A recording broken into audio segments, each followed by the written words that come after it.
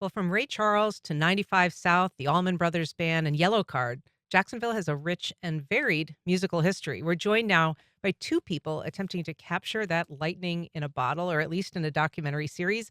Michael Fitzgerald, writer and producer of Cowford Chronicles.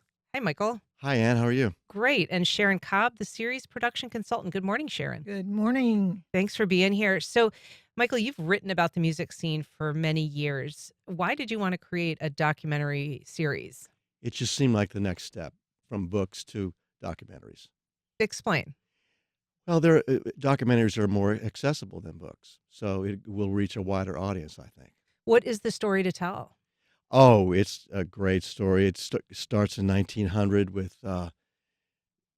James Weldon Johnson and John Rosamond Johnson, and it goes right on up to Tedeschi Trucks Band. Yeah, it is a long history. So you have been researching this for a bit. You've got kind of a pilot episode, I guess, of the Right. program, which I've seen, which is really cool. And you do start with a kind of a deep dive into the Johnson brothers. Mhm. Tell us, for people who may not remember, the story of James Weldon and his brother Rosamond Johnson and their contributions. It's absolutely phenomenal.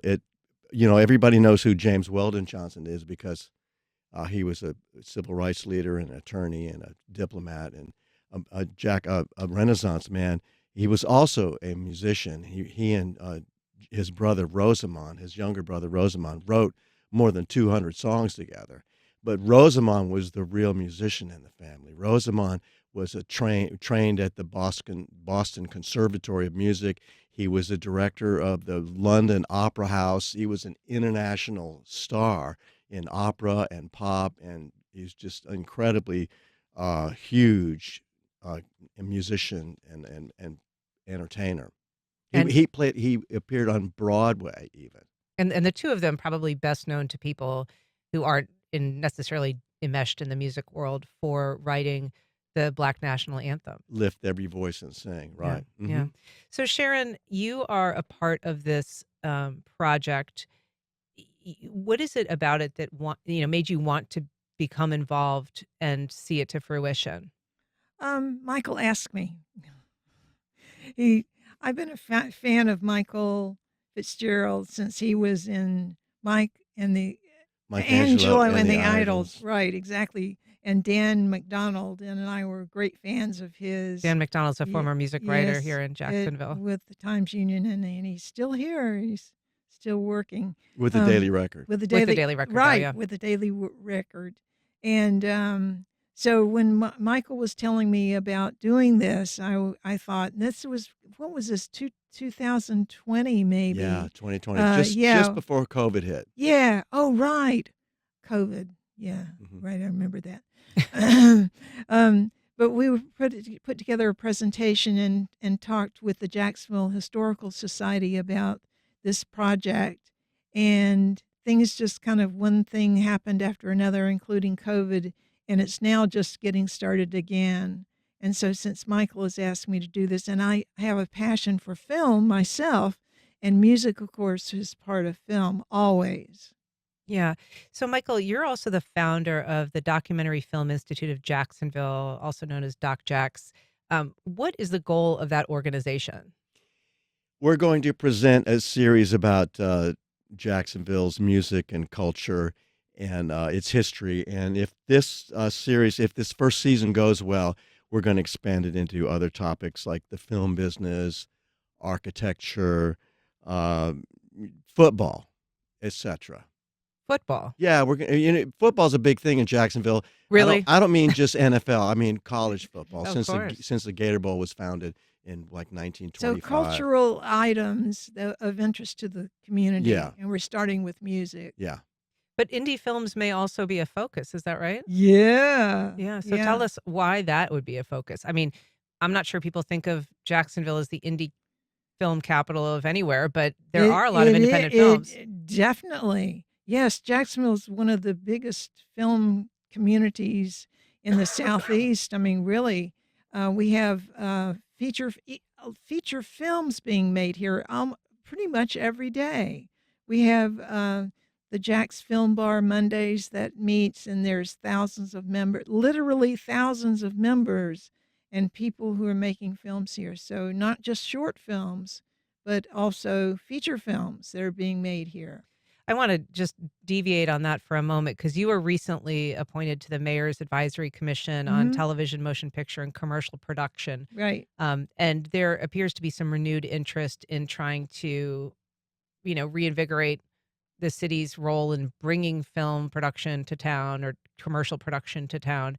So, first of all, what is your goal as a member of that commission? Yeah, it is to bring production to town, whether that's film, television, or commercials.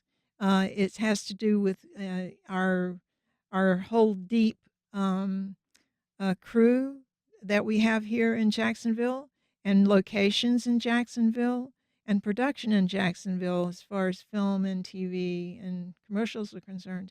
And uh, we matter of fact, one of the new things that's happening is these awards for the individual filmmakers, and uh,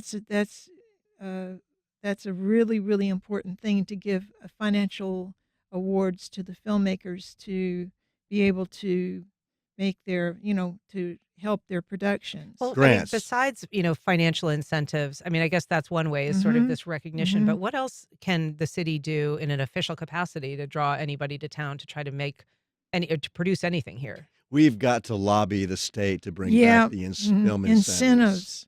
The film incentives are essential. I mean, I've written films two films that were written to be shot in Jacksonville, and both of them went to Louisiana because of the incentives. And what can you do about that? And the last film was The Man in the White Van. Actually, it takes place in the original true story in Brooksville, Florida. We were. I want to ask you about that. I mean, that Mhm. just premiered in October, The Man in the White Van, and it is I've seen the trailer. It looks terrifying. Thank you. But it's your screenplay. It was based on a true story? Yeah, based on a true story. And the director, Warren Skills, and I co-wrote the script, and he directed. And Give us a nickel version for people who don't know the story, just what yeah, happens. it has to do with a young woman in Brooksville who was being stalked by this man in a white van, and her family didn't believe her because at that time in the mid-70s, nobody.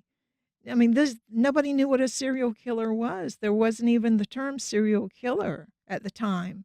So, and it's the story of her trying to get her family to believe, and they don't believe, and the consequences of that. And it's terrifying, especially the end. And it's December the 13th, which is theatrical release our country, domestically, theatrical release December 13th.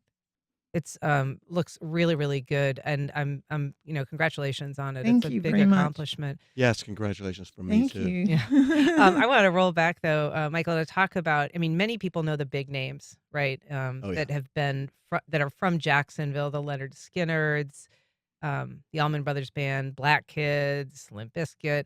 But there are some lesser known ones, and I'm just curious, like, who are your favorite? When you're playing musical trivia, to unload on people that they may not know are from here. Blind Blake, Billy Daniels. Of course, everybody knows Ray Charles is from here. Mm-hmm. Well, he wasn't from here, but he lived here. That's the thing about this series is we're focusing on people who started their careers here. Mm. So we don't care where they were born or where they were from or how long they lived here. We're focusing on artists who started their careers here, like Ray Charles. Connie Haynes, Graham Parsons. Graham Parsons started his career here on WJAX Mhm. AM, the city-owned radio station. I always love to go to Pat Boone. I think that's kind of a hilarious lesser known. Yeah, but we're You not don't wanna gonna, claim we're him? not going to claim it because he left town when he was like 6 months old. He didn't do any work here at all. And a lot of people like to say, well, Rita Coolidge is from here. Well, she went to school here for a year and a half, but she never did any gigs here. So How about Tim McGraw? he wasn't.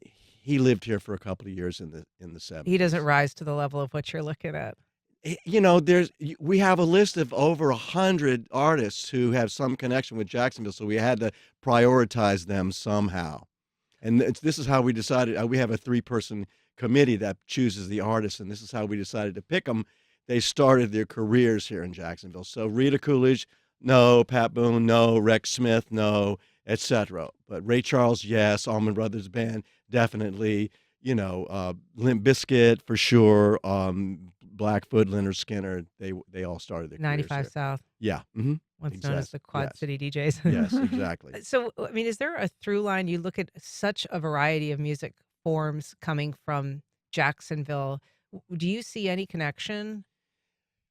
Other than it's a racial melting pot, and so it's a big hybrid, which I think really the guy who perfected that idea of mixing these genres was Ray Charles, because he did everything from gospel to blues to country, and Cuban music, Latin jazz, all mixed together.